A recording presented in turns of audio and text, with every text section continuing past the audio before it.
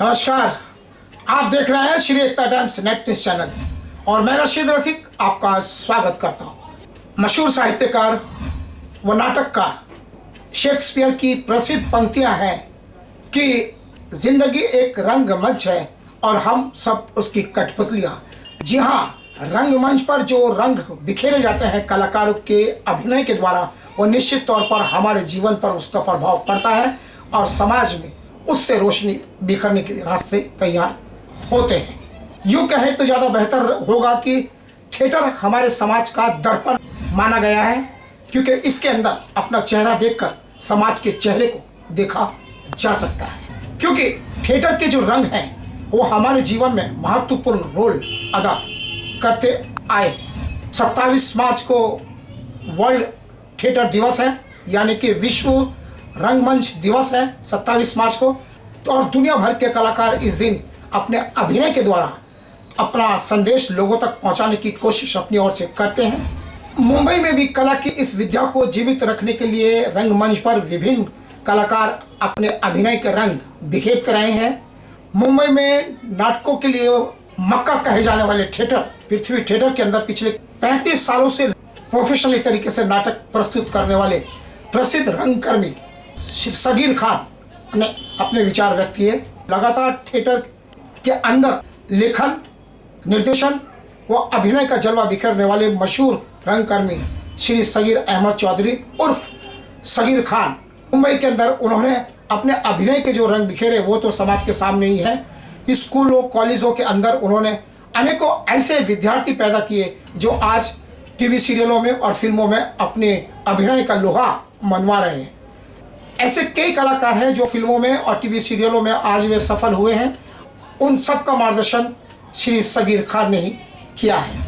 ऐसे प्रसिद्ध रंगकर्मी के साथ 27 मार्च के उपलक्ष्य में रशीद रसिक ने उनका एक साक्षात्कार लिया। पेश है एक विशेष रिपोर्ट।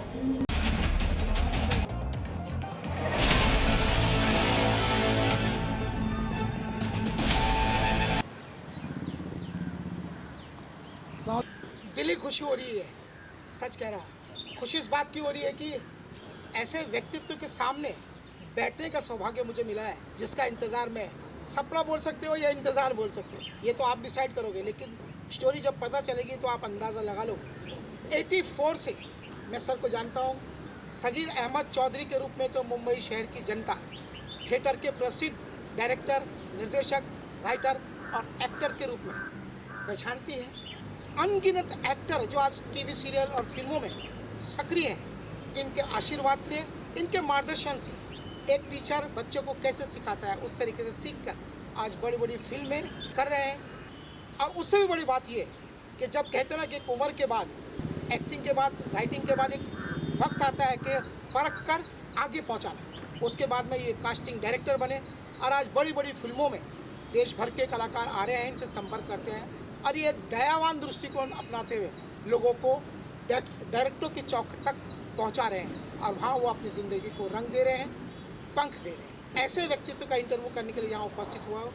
आज इनको समाज में लोग सगीर खान के नाम से जानते। तो सर, पहला क्वेश्चन मेरा आपसे ये है कि 84 में मैंने आपको फर्स्ट टाइम देखा था, तब आपके द्वारा लिखित नाटक बंधुआ बम्बई के कॉलेजों में फर्स्ट आया था, याद है आपको सर? और उस वक्त आपके कलाकारों को फर्स्ट प्राइज मिला था। और मैं आपको बता दूं कि उस वक्त का जो बेस्ट कलाकार था और आज का वो फिल्मों का बड़ा स्टार है।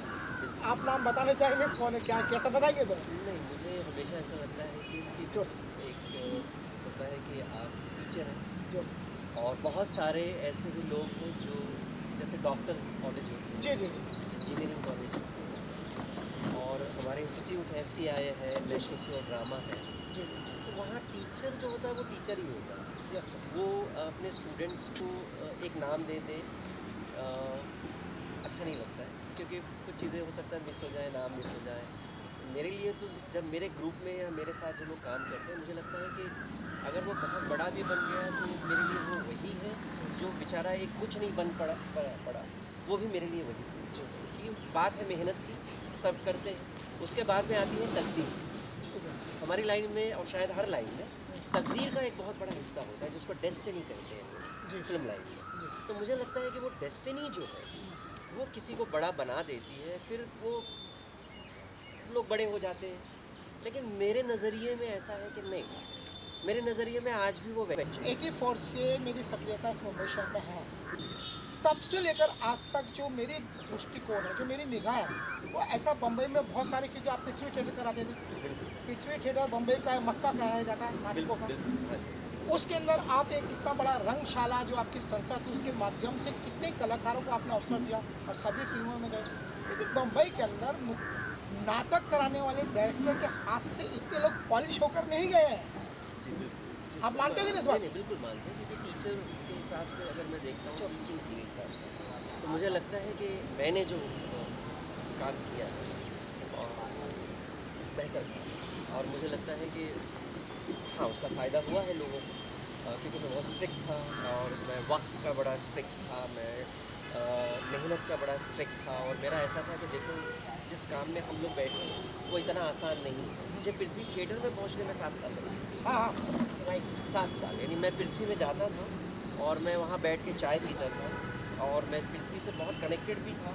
कोई ऐसा प्ले नहीं था जो मैं देखना नहीं चाहता हम था। खुद आए थे, हमने खुद देखा था। मैं देखा करता था, लेकिन जब देखता था और मैं उस सब के पोस्टर देखा करता था पृथ्वी के बाहर, तो हमेशा दुआएं करता था कि यार एक दिन मुझे इतना काम करना है इंटर कॉलेजिएट में कि मुझे एक बार ये जो पोस्टर है इसमें मेरा भी एक पोस्टर लगना चाहिए। और मुझे पृथ्वी थिएटर के, आज मैं बाहर बैठा हूँ, एक ऐसा वक्त आना चाहिए मेरे काम को देखकर कि मैं पृथ्वी थिएटर के अंदर जाऊँ और पहुँचूँ और बैठा रहूँ। और वो इंशाल्लाह वो ऊपर वाले ने वो वक्त लाया। रंगशाला के बाद रंगशाला के माध्यम से मेरा ही ग्रुप था, उसमें करीब 35-40 लोग थे और सब इंटर कॉलेजिएट के स्टूडेंट थे। वो स्टूडेंट थे जो रेगुलर इंटर कॉलेजिएट में बहुत सारे अवार्ड ले चुके थे मेरे साथ काम करके।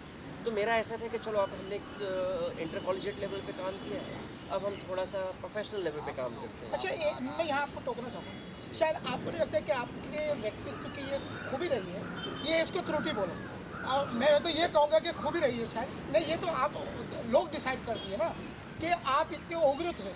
जब आप सिखाते थे तो आप लोग अक्सर बोलते थे यार वो आपस से बाहर हो जाता है, लेकिन वो फिर भी आपको छोड़ते नहीं थे। इस बारे में आप क्या कहना चाहिए? यही आपका प्लस और यही माइनस है, तो आपको किस कसौटी पर आप तोलना चाहेंगे? देखिए, 2 बात।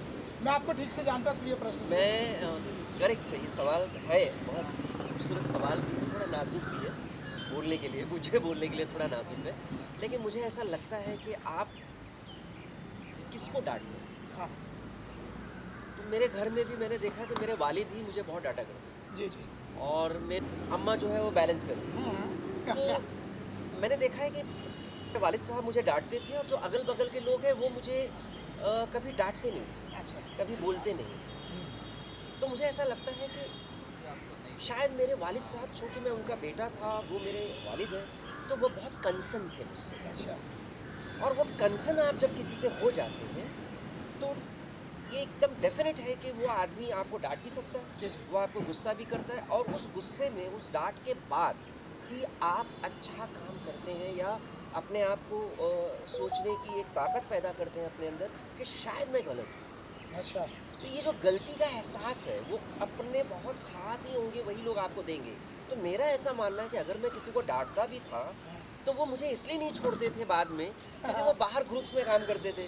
अच्छा, वहाँ उनको कोई डांटता नहीं था। हाँ। अच्छा, उनकी परफॉर्मेंस जब हो जाती थी तो लोग उनको बोलते थे कि यार कैसा लगा, ठीक था। लेकिन मेरे यहाँ जब वो परफॉर्म करते थे तब लोगों को ऐसा होता था कि सर आपने कमाल किया है, 2 लाइन बोली है आपने, लेकिन वो कमाल की लाइन थी और कमाल का काम किया। तो उनको रियलाइज़ होता था कि मुझे ऐसा लगता है कि अगर ये डांटते हैं तो ये फेक नहीं। तो यहाँ आप मानते हो कि जो हमने सोचा, मतलब आप उसको पॉजिटिव इसलिए देना चाहते हो? बिल्कुल, मुझे ऐसा लगता है कि डांटना, बहुत कंसर्न होगा आदमी तभी आपको डांटेगा, वरना वो डांटेगा क्यों? और आप अब के जो दौर में है यहाँ तो अब तो कोई डांटता भी। मुझे लगता है आप समझाने में कामयाब भी हुए इसके लोगों को। हाँ, मुझे ऐसा लगता है कि या अगर मैं डांटता था, और आज भी जो लोग निकले बाहर वो आज भी अगर कहीं भी मिलते हैं या कहीं उनसे बातचीत होती है, देखिए मेरा सक्सेस मेरे हिसाब से क्या होता है, मैं ऐसा थोड़ा सा मानता हूँ कि आप नहीं हैं वहाँ जी जी, लेकिन आपकी चर्चा हो। चर्चा, ये बात है। आई थिंक ये सक्सेस बहुत बड़ा है। तो कई बार मुझे मेरे दोस्त बाहर जब मिलते हैं थिएटर के तो वो मुझे बोलते हैं कि शागिद, आपका एक बंदा था वो कह रहा था कि आपका स्टूडेंट, और वो आपकी बहुत तारीफ कर रहा था। तो वो मुझे अच्छा, मैंने कहा अच्छा ऐसा है क्या? बोले हाँ बहुत, वो तो कह रहा था कि मतलब उनसे खूबसूरत टीचर ही नहीं हो सकता, उनसे खूबसूरत मार्गदर्शक नहीं हो सकता है।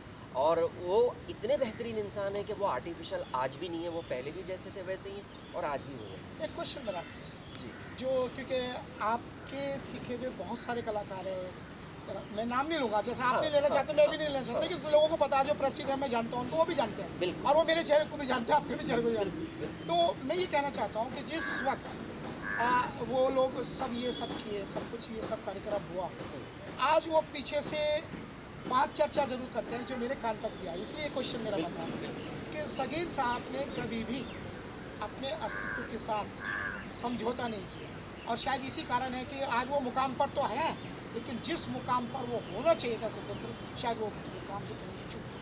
हाँ, नहीं ऐसा नहीं है। मैंने कहा डेस्टिनी, एक तो जी। पहली बात है, वो एक तकदीर की भी बात है कि हाँ, तकदीर को इंसान मानते हो आप? हाँ, मानता हूँ, मानते हैं? मानता हूँ। यस। मेरी लाइन में बहुत पहला ज़्यादा मुझे लगता है ये कारण है, हाँ, पहला। हाँ, मुझे ऐसा लगता है कि वो एक सबसे बड़ा हिस्सा होता है आपके जीवन का कि आपकी डेस्टिनी क्या है, आप कहाँ तक जाएंगे। जी, जी। दूसरा है कि मेरा ऐसा मानना है कि विचारों से जी, और आपके अपने अंडरस्टैंडिंग से जी, जी। अगर आप सुखी हैं उन दो चीज़ों में, जी, देखिए सुख दो तरह का होता है, एक सुख बाहर का होता है, जी। एक सुख आपके भीतर का होता है। जी, जी। बाहर का सुख बहुत जल्दी खड़ा कर सकते हैं, अच्छा। लेकिन भीतर के सुख को खड़ा करने के लिए एक ज़िंदगी भी आपको कम पड़ जाती है। तो मुझे ऐसा लगता है, आज भी मैं सोचता हूँ कि मैं खुद से भी सवाल करता हूँ कभी भी, शाकिर तुम खुश हो क्या? तो मुझे लगता है कि मैं बहुत खुश हूँ। क्या बात है। फिर और क्या सर? तो मुझे एक चीज़ ऐसा है कि भाई मैं आम हूँ, मैं अवेलेबल हो सकता हूँ, मैं कहीं भी घूम सकता हूँ, मैं कहीं भी बैठ सकता हूँ, मैं कहीं भी जहाँ मेरा मन कहेगा मैं वहाँ जा सकता हूँ, आ सकता हूँ। ये जो आज़ादी है मेरी अपनी, ये बहुत लोगों की आज़ादी छीन गई है। थिएटर को लेके क्वेश्चन मेरा और है, क्योंकि आप थिएटर के, मैंने देखा कि सबसे बड़े मुझे लगता है सक्रिय व्यक्तित्व थे। करते तो सब थे, लेकिन जितनी परिश्रम आप कर सकते हैं ना, सुविधा न होते हुए भी आप सुविधा खुद के पैसे से व्यक्तिगत तौर पर जुटाकर इवन पूरी फैमिली को उसमें इन्वॉल्व करते थे, पूरी फैमिली, जी, जी। और सक्सेस करते थे। तो ये क्वेश्चन था कि अब थिएटर को लेकर आपका दृष्टिकोण क्या है? हाँ, ये एक बहुत बड़ा सवाल है, बहुत खूबसूरत सवाल है। क्योंकि थिएटर में नहीं कर रहा हूँ, कोई उसमें वो नहीं है। अभी मैंने कुछ प्लेस लिखे हैं, मैंने 5 प्लेस समय लिखे हैं जी, ये अंतराल में करीब 4-5 साल के, जो और वो 4-5 प्ले मैं करना चाहता हूँ, जिसकी मैं प्लान कर रहा हूँ कि अब मैं करूँगा, थिएटर वापस करूँगा, मैं वापस आऊँगा। लेकिन थिएटर भले मैं नहीं कर रहा था बीच में कहीं, लेकिन मैं बीच-बीच में जितना थिएटर से आज भी जुड़ा हूँ। महाराष्ट्र के थिएटर जो मराठी रंगभूमि है, जी, जी। चाहे वो नागपुर में हो, चाहे वो नासिक में हो, चाहे अच्छा। वो पुणे में हो, ओवरऑल महाराष्ट्र के इंटीरियर्स में आज भी मैं थिएटर से कनेक्टेड हूँ। आज भी मैं थिएटर में जाता हूँ, थिएटर की सारी इन्फॉर्मेशंस रखता हूँ, फिल्मों की इन्फॉर्मेशंस रखता हूँ, सीरियल्स की इन्फॉर्मेशन रखता हूँ। यहाँ तक कि मैं आज भी रेगुलरली टेलीविज़न के सारे टीआरपी की इन्फॉर्मेशन रखता हूँ। पीछे थिएटर की स्थिति आज की तारीख में दयनीय है। मतलब स्थिति ठीक नहीं है, आपको क्या लगता है इसमें? नहीं, मुझे ऐसा लगता है कि देखिए थिएटर तो वो पृथ्वीराज कपूर जी का जी, दयनीय स्थिति में मैं इसलिए नहीं बोलूँगा कि मैंने कहा ना, वक्त चेंज होता है, जी, चीज़ें बदलती हैं। पहले लोग थिएटर करते थे, आज लोग इवेंट्स कर रहे हैं थिएटर के नाम पे। जी, जी, तो पहले जो एक थिएटर होता था वो अब इवेंट में कन्वर्ट हो गया है। जी, जी। हमारे सारे रिश्ते इवेंट में कन्वर्ट हो गए हैं। तो अब ये हो गया है पूरी तरह से इवेंट, यानी आदमी को आपके रिश्तों में एतबार नहीं है, लेकिन आपके इवेंट में बड़ा एतबार है कि तुम कहाँ हो, तुम क्या कर रहे हो, और तुम कितने खाली हो और कितना काम कर रहे हो। अच्छा, क्या कास्टिंग डायरेक्टर, तो चाणक्य सीरियल से भी आप बहुत बड़े उसमें जुड़े थे। बिल्कुल जुड़ा उस वक्त भी था, आप शुरुआती दौर से ही जुड़ा था, डे 1 से जुड़ा था, और चाणक्य के बड़े सारे सुख हैं, दुख हैं, जो हमने साथ में बांटे हैं, और जो चीज़ों अब अभी एक अपनी एक ऐड बनाया था गांड। हाँ, नहीं वो वेब सीरीज़ हाँ, है, वेब सीरीज। वेब सीरीज़ वो बड़ी चर्चा हुई नेट के ऊपर। जी, बिल्कुल। लाखों की तादाद में, मतलब उसके बहुत viewers बहुत बढ़े। बहुत सारा उसकी चर्चा तो हुई। उस कारण आपका नाम ज़्यादा चर्चा में है, तो क्या कहना चाहिए? देखिए, मेरा ऐसा मानना था कि मुझे कहा गया कि आप कहानी लिखिए जी। मेरे लिए, और चूँकि मैं कास्टिंग में था, जी, करीब 7-8 साल रहा कास्टिंग में, यहाँ तक कि कास्टिंग हेड रहा मैं कंपनी का। जी, जी। तो मुझे ऐसा था कि वो किसी ने मुझे कहानी सुनाई थी। अच्छा, गांडू में अगर आप मेरा वो शो देखेंगे, उल्लू पे है वो, हाँ देखा। और वो फिर मैक्स पे था वो, देखा। मैक्स प्लेयर पे था, और नंबर 1 शो रहा वो। जी, जी। और बहुत खूबसूरत शो बना वो। हाँ, हाँ, और हालांकि उस शो में बड़ी मेहनत भी की थी मैंने। No doubt. उन्हीं में से एक कहानी मैंने वो कही थी, वो नेपोटिज्म पे, हाँ जो सुशांत राजपूत के साथ ये Yes, कहा yes. गया जब हुआ वो सारा किस्सा हुआ, तो लोगों ने कहा कि यार लोग तो यहाँ बड़ा अपने ही लोगों को काम देते हैं, बाहर वालों को काम नहीं देते हैं। तो वो सारी बातें मैंने उस कथा में कही है। अगर आप उसको ध्यान से देखें तो 4 साल शायद हो गए उसको, और मैंने उस समय वो कथा बोल दी थी। क्या ऐसा होता है कहीं टैलेंट नहीं है और ज़बरदस्ती टैलेंट में घुसेड़ा जा रहा है उनको, तो वो सारी बातें उस शो में हैं। वो सारी बातें मैंने की थी, और शायद यही कारण था कि वो शो हिट भी था, लोगों को पसंद आता था। जिन लोग, अच्छा उसमें और भी था कि वो सारे मेरे डीओपी मेरे सब वो साउथ से आए थे, जबकि उस दरमियान वो मेरे लिए बड़ा मुश्किल काम था। हाँ लेकिन मैं हमेशा अभी भी मानता हूँ कि मेरे टेक्नीशियंस जो हैं वो ज़्यादा अच्छा काम जो टेक्निकल लेवल पे है साउथ के लोग ज़्यादा अच्छा करते हैं, बिकॉज मैं उनके साथ बहुत जुड़ा रहा। मैंने ओ माय गॉड की, उस समय भी साउथ के लोग थे। मैंने स्नाफू अवेलेबल की एक फिल्म भी रिलीज़ होगी, उसमें भी सब पूरी टीम ही साउथ की थी। अच्छा तो आज भी अगर वो शो आप देखें तो आपको लगेगा कि इससे खूबसूरत लाइटिंग नहीं हो सकती, इससे खूबसूरत टेकिंग नहीं हो सकती। आज आपको जो इतने सारे लोग आए उनको क्या संदेश देना चाहिए और आपका क्या मुकाम पे पाते हैं इसमें? देखिए संदेश के लेवल पे तो इतना ही है कि मुझे ऐसा लगता है कि अब जो लोग आ रहे हैं वो सर्फिंग करके नहीं आए, अच्छा पढ़ाई लिखाई नहीं। जी जैसे अगर मैंने 15 साल पढ़ाई की तो डिग्री मिली, हाँ जी पोस्ट ग्रेजुएट किया तो 2 साल 3 साल गया, राइट यानी कुल मिला के मेरी 18 साल की स्टडी जी। है। उसके बाद में मेरा 2 या 3 साल का फील्ड वर्क है, कुल मिला के मेरे पास 20 साल का एक्सपीरियंस ऑफ एजुकेशन है। जी जी लेकिन फिल्म में या टीवी में एजुकेशन नहीं है। अच्छा और मुझे ऐसा लगता है कि आप दुनिया में कहीं भी रहें, सब पूरी दुनिया में थिएटर हो रहा है, तो वो लोग अपने वहाँ जहाँ जहाँ से वो लोग आते हैं वो वहाँ थिएटर ना जोड़ते हैं, ना कभी जाते हैं, ना देखते हैं। बस किसी ने कहा बड़ा खूबसूरत है, मुंबई की ट्रेन पकड़ी, चले आए, और हर कुछ वो मुंबई से शुरू करना चाहते हैं। तो मेरा ऐसा मानना है कि ये गलत एजुकेशन है। आप जिस शहर में हैं जी उसी शहर के पहले तो आप बादशाह बन जाइए, जी काम करके, जी जी हाँ काम करके। लेकिन छोटा शहर होता है, Yes. आपने एक अच्छा काम किया तो बम की तरह फटता है और सबको पता चल जाता है कि भाई शकीर खान अरे बड़ा अच्छा एक्टर है, बड़े अच्छे डायरेक्टर हैं। उसके बाद आप आइए, आप सीधा ट्रेन पकड़ के बम्बई मत पहुँचिए। बम्बई में ऐसा कुछ नहीं मिलेगा आपको कि आप उस मकाम पे पहुँचे, क्योंकि यहाँ लोगों को प्रोफेशनल लोगों की ज़रूरत है। बम्बई एक बहुत प्रोफेशनल सिटी है, यहाँ बहुत महंगी सिटी है, बहुत पैसे खर्चे होते हैं आपके, रहने से लेके, खाने से लेके, चलने फिरने घूमने तक के पैसे। वो पैसे कहाँ से आएंगे? एक दूसरी बात है कि उस चीज़ को समझने के लिए आपको लगता है मैं बम्बई में पहुँच के सब सीखूंगा, पर कैसे पॉसिबल है वो? सर अभी एक क्वेश्चन जो मैं कहूँगा कि शायद 30 साल से इंतज़ार कर रहे हैं। आप इतने उस वक्त प्रसिद्ध थे, कॉलेज के लड़कों को आप नाटक सिखाते थे, आपके पीछे बहुत सारे कलाकार दौड़ते थे। मैं एक स्कूल का छोटा बच्चा था, हाँ जो फैक्ट है वो फैक्ट है। जी लेकिन इतने हमारे स्कूल के भी 250-300 कलाकार थे, उस कार थे, लेकिन उसके बावजूद भी आप जैसे कैपेबल, समझदार, जानकार व्यक्तित्व ने इस रशीद के अंदर ऐसे क्या देखा कि आपने उसके साथ इतना अच्छा व्यवहार किया और वो संबंध आज से लेकर आज तक बना रहा है? ऐसे वो एक्टिंग का कौन सा पॉइंट आपको लगा था कि ये बच्चा आगे जा सके? देखिए 2-3 बातें होती हैं। एक होता है आपका जुनून। अच्छा मैंने जब पहली बार आपको देखा तो आपका मेरा जुनून। अच्छा दूसरी बात है मैंने देखा था सच्चाई, कि जब आप बात करते हैं या आप जब भी आप कोई बात छेड़ते थे तो उसमें मुझे बहुत सच्चाई है। अच्छा तो मुझे लगता है कि कहते हैं ना कि इस धरती पर वही आदमी चलता है जो सच्चा भी और अच्छा भी। ये 2 क्वालिटी जिसके पास है वो एक लंबी दूरी तय करता है और बड़ी शानदार पारी खेलता है। जो मैंने आप में हमेशा देखा है कि आप कभी बदले नहीं, और आपके अंदर एक आग है, एक है जुनून होता है कि मुझे करना है। यही क्वेश्चन मुंबई विद्यापीठ में जी याद है आपको? जी बात है जी जब मैं एक्टिंग करके वहाँ पर आया, मैं नाटक उसी दिन से छोड़ा हूँ करना। अच्छा हाँ ये इसलिए क्वेश्चन कर रहा हूँ यहाँ, मतलब नाटक लाइन में नहीं छूट गई उसी दिन से, मैं उसी आदमी के कहने से मैं नाटक छुटा हुआ मैं बोलना चाह रहा हूँ। तो जब मैं नाटक करके आया तो प्राइज डिस्ट्रीब्यूशन हुआ और बेस्ट एक्टर का अवार्ड मुझे वहाँ पर स्कूल एज ए स्कूल में मिला।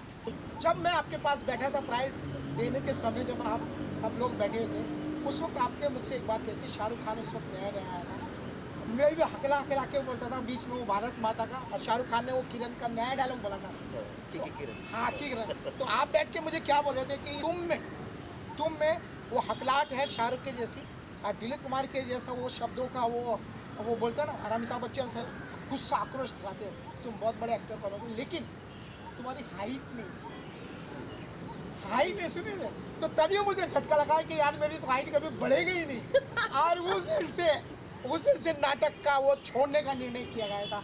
आपको क्या लगता है इस बारे में? मुझे हमेशा ऐसा लगता है थोड़ा बेधड़क रहता हूँ, हाँ। क्योंकि मैं हमेशा ऐसा मानता हूँ कि उस समय हमारे पास एक ही मीडिया था, मतलब फिल्म। ये बात तो सही है ना। बात सही है, लेकिन फिल्म मीडिया में मैं हमेशा ऐसा देखता था कि यार सनी देओल चल रहे हैं, वहाँ पे अनिल कपूर जैसे लोग चलते हैं, संजय दत्त जैसे लोग चलते हैं, यार मैं फिट हूँ क्या? हाँ अगर ये लोग जब बाहर निकलेंगे और ये लोग जाएंगे और ये कहेंगे सर कि मुझे काम करना है फिल्मों में, तो लोग हंसेंगे पहले तो, क्योंकि उनका पर्सपेक्टिव, उनका देखने का तरीका, नज़रिया एकदम अलग था, जो आज नज़रिया एकदम बदल चुका है। लेकिन जो आपको देखने का नज़रिया है कि 6 फीट नहीं है, बॉडी नहीं है, किसी बड़ी फैमिली को बिलोंग नहीं करता है और पैदल चल के आया है और बोलता स्टार बनूंगा, तो वो जो चीज़ है ना, वो मैं बड़ा डरता था अपने स्टूडेंट्स को लेके, और वो मैं बड़ा कॉन्शियस रहता था, यानी मेरे बारे में। सो आपने देखा कि मुंबई यूनिवर्सिटी की तरफ से जो सर को पता है कि प्राइज़ मिलने के बावजूद भी, और टीवी पर उस वक्त हमारा नाटक आया था, हाँ, आने के बावजूद भी, और बेस्ट एक्टर का जगह जगह प्राइज़ मिलने के बाद भी, इनके जैसे वरिष्ठ कलाकार का मार्गदर्शन मिलने के बावजूद, लेकिन इन्हीं के शब्दों के द्वारा रशीद रसिक को उसी दिन से नाटक की पारी बंद करनी पड़ी। सो ये क्वेश्चन 30 साल के बाद में सॉल्व हुआ। तो ऐसे व्यक्तित्व से आज हम मिले यहाँ पर, 50 इंटरव्यू ये दे चुके हैं, कितने लोग टीवी पर फिल्मों में सक्रिय हैं, इनके स्टूडेंट, इनके बच्चे, हमें इंटरव्यू है ये बड़ी बात नहीं, लेकिन ये मेरे अस्तित्व के लिए ज़रूर बड़ी बात है। जो क्वेश्चन मैं पिछले 32 सालों से लेके घूम रहा था, आज फेस टू फेस हो गया। सगीर साहब, मैं एक और बात कहना चाहूँगा। यस, मैं सिर्फ इतना कहना चाहूँगा कि रशीद को कहना चाहूँगा कि बोले वो दौर कुछ और था, जी ये दौर और था। जी। मैं चाहता हूँ कि आप फिर से एक्टिंग करें। अच्छा, अब मैं आपको बोल सकता हूँ कि आप प्लीज़ जाएं, आप लोगों को मिलें और लोगों को कहें कि सर अगर आपके पास में कुछ मेरे लायक हो अच्छा, एज एन एक्टर, तो अच्छा। मैं करना चाहूँगा। क्योंकि मुझे ऐसा लगता है कि अब वो दौर आ गया है जहाँ जो पहले के दौर, जो 20, 25, 30 साल पहले का जो दौर था, वो एक एक्टर की पैरामीटर को डिसाइड करके चलते थे। अच्छा। आज वो सारी क्योंकि मैं कास्टिंग में भी हुआ, एकदम कास्टिंग डायरेक्टर में रहा, हेड ऑफ कास्टिंग रहा, और अभी भी काम कर रहा हूँ कास्टिंग में। तो मुझे ऐसा लगता है कि वो पैरामीटर टूट चुका है। सो दुनिया मेरी छीनी थी, इन्होंने वापस लौटा भी रहे हैं यही। आज देखा आपने, रशीद रज़ीक को फिर से एक्टिंग के लिए न्योता दे रहे हैं, और मेरे लिए तो बड़े गर्व की बात है। जो आज फिल्मों के सक्रिय सफल एक्टर हैं वो देख रहे होंगे, इस बात को देखेंगे इंशाल्लाह। बात है, मेरा सीना चौड़ा हो गया। सगीर खान साहब, मैं बहुत खुश नसीब हूँ कि आपने मुझे फिर से शुभकामनाएं दी 32 साल के बाद। मैं रशीद रसीक, अंधेरी से।